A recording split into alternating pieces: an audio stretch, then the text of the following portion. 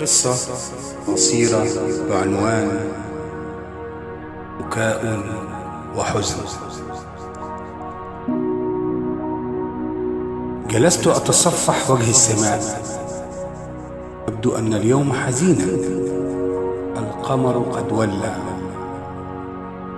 والسماء ملبدة بالغيوم، لم تظهر منها سوى بعض نجوم تبرق ثم تختفي. ربما هي حزينة، أو ربما طاقتها بدأت تنفذ. ترى ماذا يبكي السماء؟ أهو غياب القمر أم هو الليل الحزين؟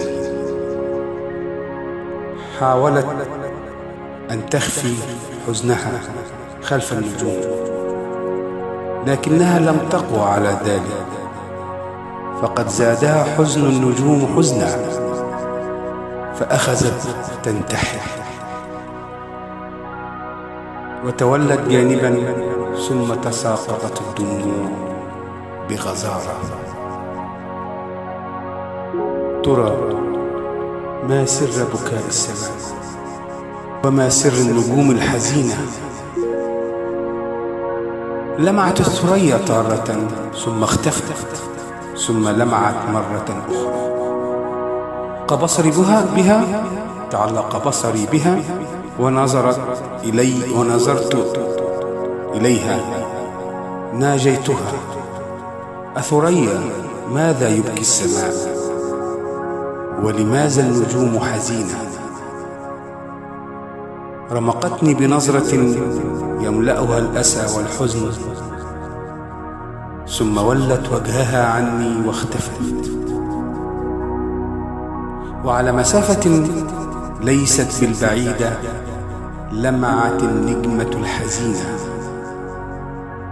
اليتيمة بنورها الشديد، وهو ما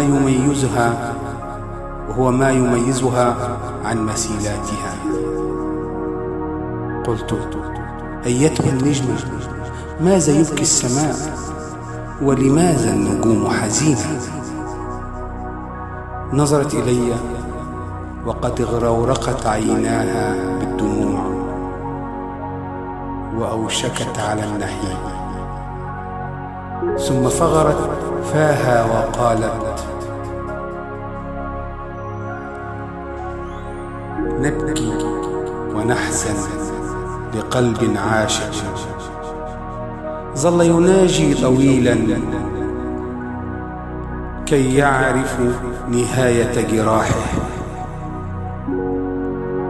كان يناجي والدمع الحزين يملأ جفونه، والعمر تحوم حوله طيور الموت. ظل يناجي والسماء ترقب والنجوم تحزن. نبكي ونحزن لأمة تشتت جمعها وخرقت قواها مما جعلها مكتوفة أمام العواصف التي تريد أن تقتلعها من منبتها. ونبكي لحال كان بالأمس القريب يسيرا، وأمسى صعبا وعسيرا، ويبدو أنه لم تكن هناك فرصة للنجاح.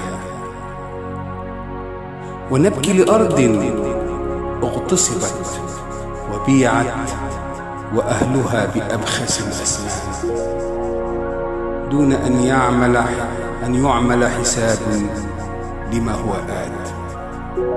نبكي وتبكي ونبكي، وسنظل نبكي ونحزن أبد الدهر. أبعد كل هذا تريد أن تسأل ماذا يبكي السماء؟ وماذا النجوم حزينة؟ أفقت وقد تهطلت الدموع وملأت قميصي، واشتعل صدري بنار تمنيت أن تحرق كل ما هو شر في هذه الدنيا.